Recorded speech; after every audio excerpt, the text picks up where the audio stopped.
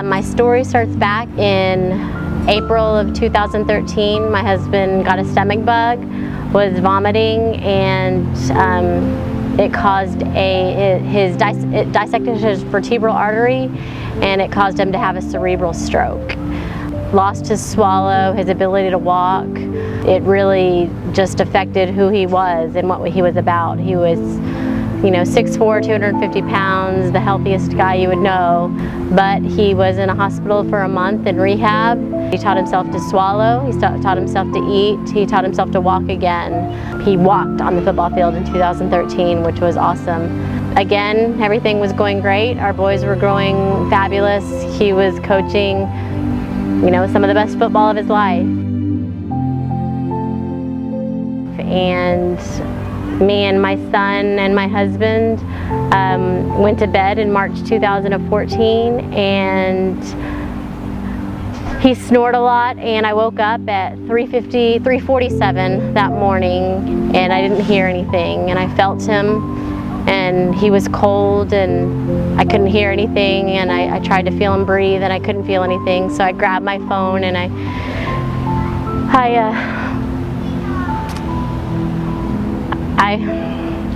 went to his side of the bed, and he wasn't breathing, and I knew he had passed away, and I knew he had been gone for a long time. And my son woke up and he asked, "Mom, what's going on?" And so I told him to put his blanket over his face, and I kept doing CPR, and we sang "Twinkle Twinkle Little Star" while I was giving CPR to my husband so he wouldn't see anything. The EMS came, and I grabbed Tanner and I ran to the bedroom, and they came out and said, "Miss Mudge, I'm sorry, there's nothing we can do for your husband." So on March 21st, 2014, my husband died at the age of 33, leaving me a widow with 2 boys ages 2 and 4 to raise.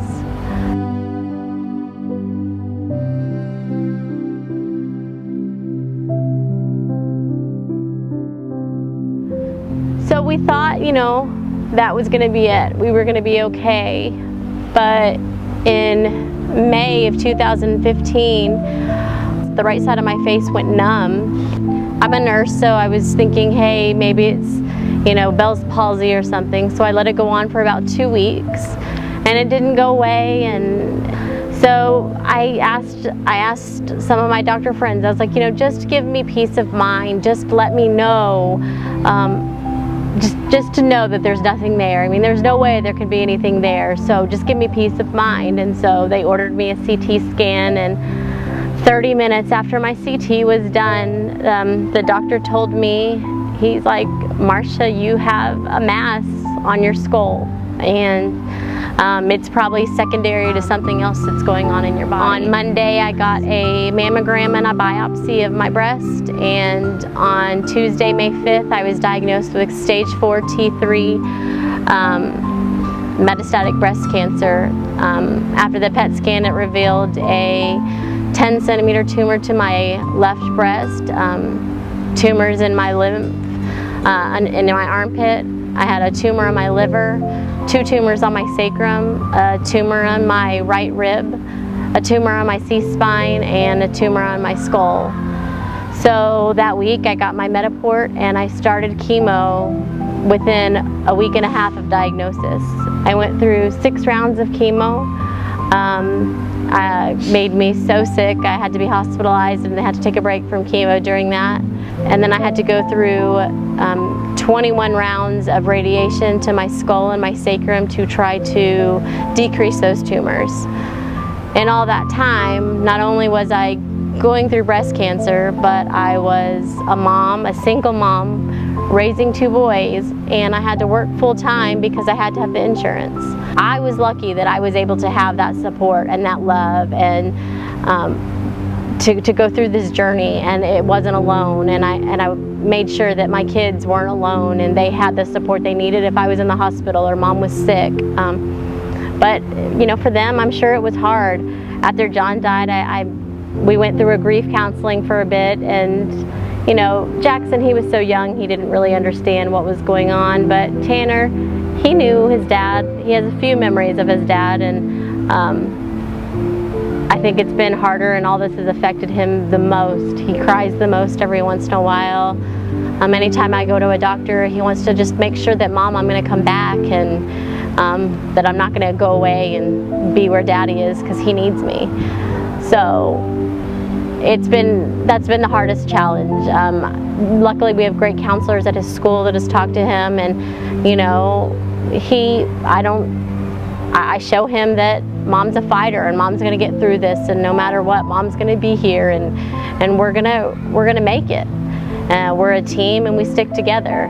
My husband had a saying, you know, if winning was easy, losers would do it. And you know what? If you're a Mudge and you're fighting, you're not going to be a loser, and we are going to do it, and we are going to go to the next level, and we are going to beat everything that I have to beat in order for me to be here for them. As of now, after all the treatments, I'm blessed to say that I have no evidence of disease. The tumors on my bones will always be there, but they're stable.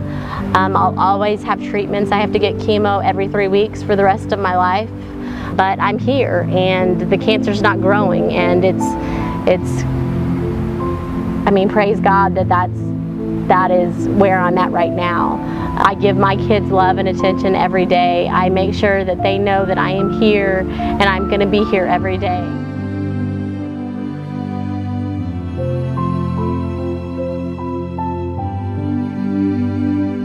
What would I give for them to be able to talk to other kids whose parents are going through the same thing would be amazing, and it would help them, you know, talk about their fears and, you know, what cancer is and how it affects their body, and, you know, to understand why Mom sometimes is tired and just can't get up that day, because I have so many days like that.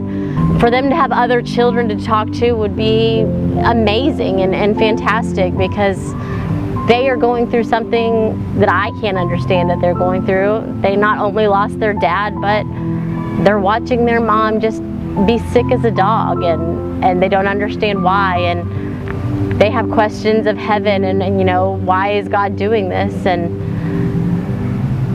I mean, they are the reason why I'm alive. Everyone that's helped me, the community of New Braunfels, my parents, my in-laws, all the friends and family that I have, I wouldn't be standing here today if I didn't have them. But Tanner and Jackson are the main reason that I continue to fight, and that I will make sure that this disease won't ever get the best of me.